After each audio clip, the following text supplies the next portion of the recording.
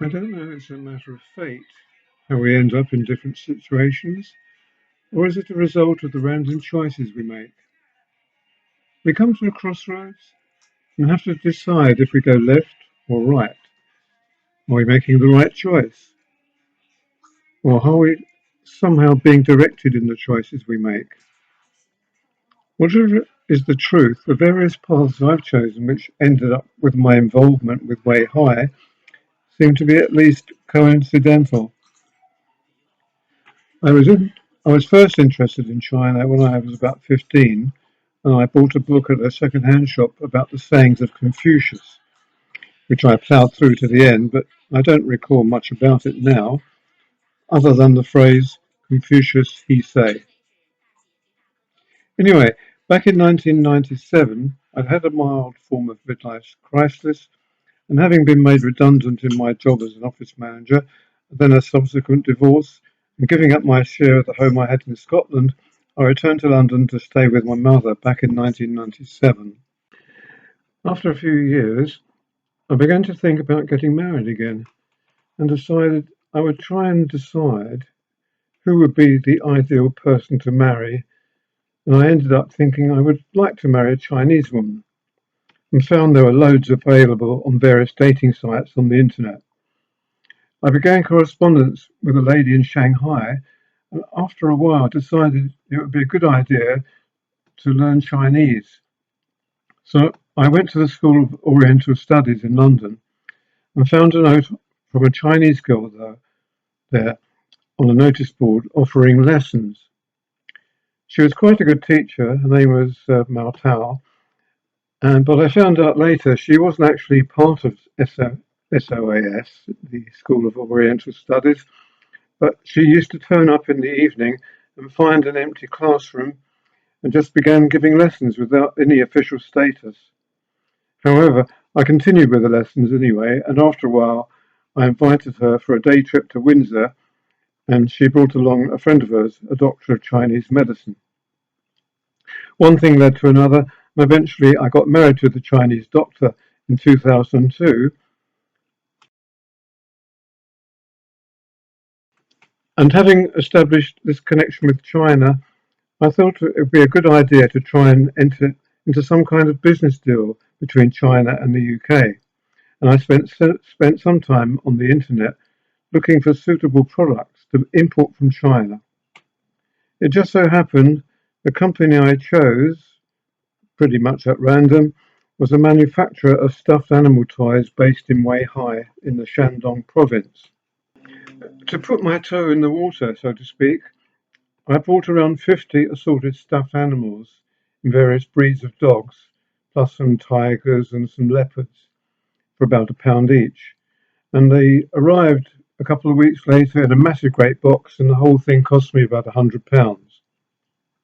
The quality of the product was very good, but I didn't have any business contacts here in the UK and had no idea how to go about selling them, which I hoped to get about £5 each.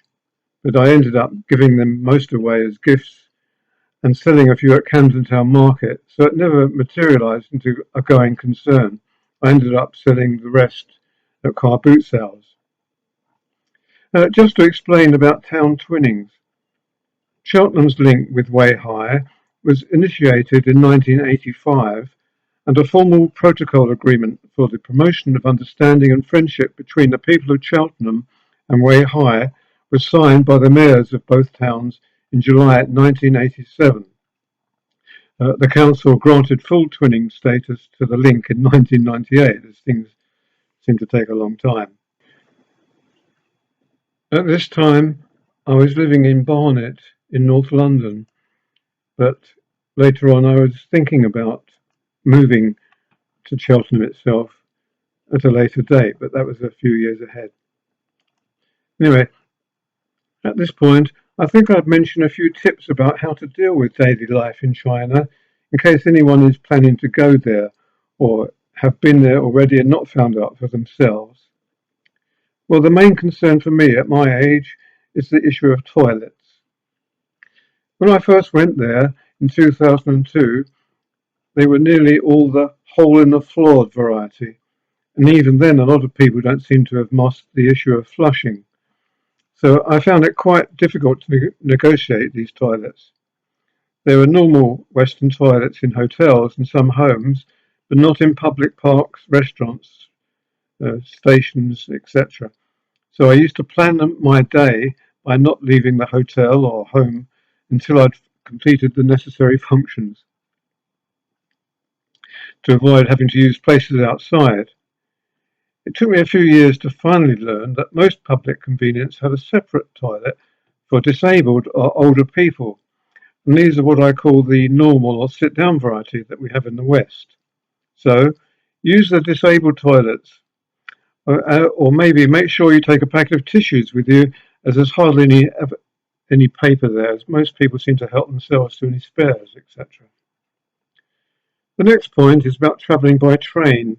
Westerners have to produce their passport when buying a ticket, so remember to have your passport with you when you go to the station.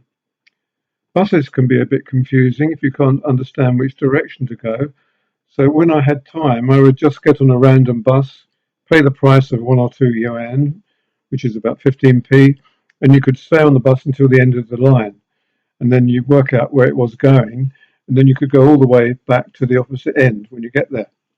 This way you can get an idea how to plan your bus journeys. Luckily, luckily, I was with my Chinese wife most of the time and relied on her when we were travelling. She could just look up where to catch the bus and which numbers to get. Also, if you always carry your passport with you, you can get in free to museums and parks, temples, etc. if you're over 65. Now, the question of Chinese food. Regarding food, there's loads of Western outlets, such as McDonald's, KFC, Pizza Hut, uh, Subway, and Burger King, etc. If you want to take the easy option, and depending on your digestion, you can always find a Western meal. But otherwise, it's a bit of a matter of trial and error to find a Chinese restaurant where you like the food. Sometimes the kitchens look a bit suspect, but the food is always piping hot, fresh, and served on clean plates, so it should be safe.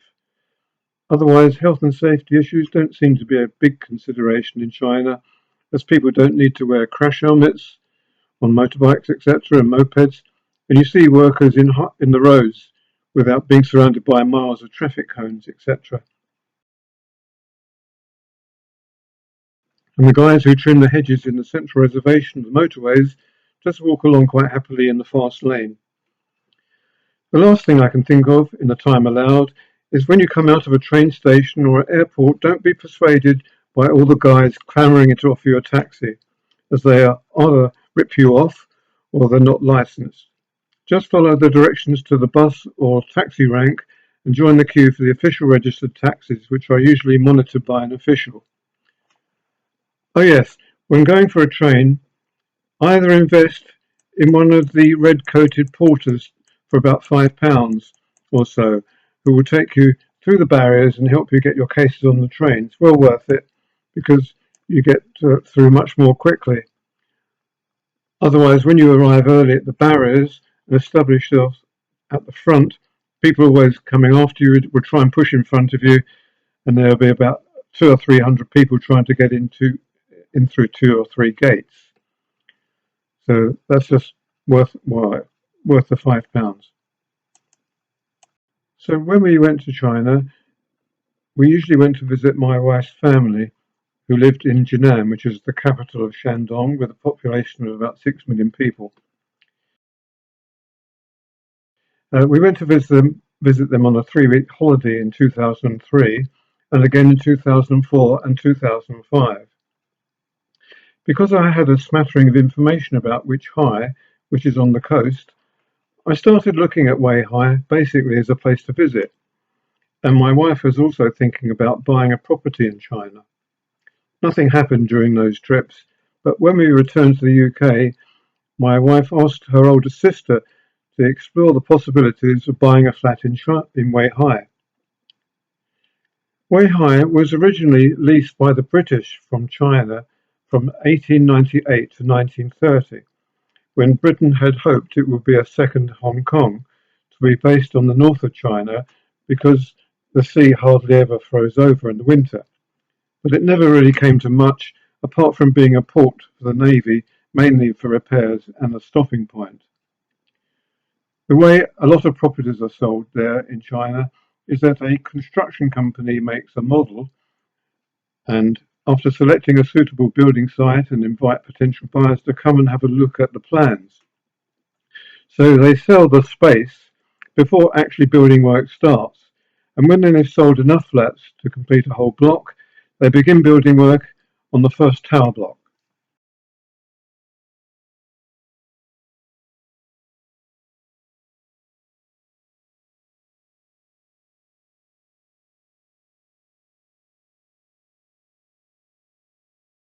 Usually, maybe could be anything between 5 to 30 stories high. My wife's sister, living in Jan at the time, joined a bus trip which was organised by one of these development firms and ended up being taken to a site in Yintan, which is actually on the coast, about 1 hour drive from Weihai. And she ended up buying a flat for us with 3 bedrooms, a large living room, 2 bathrooms, kitchen and balcony, costing £16,000.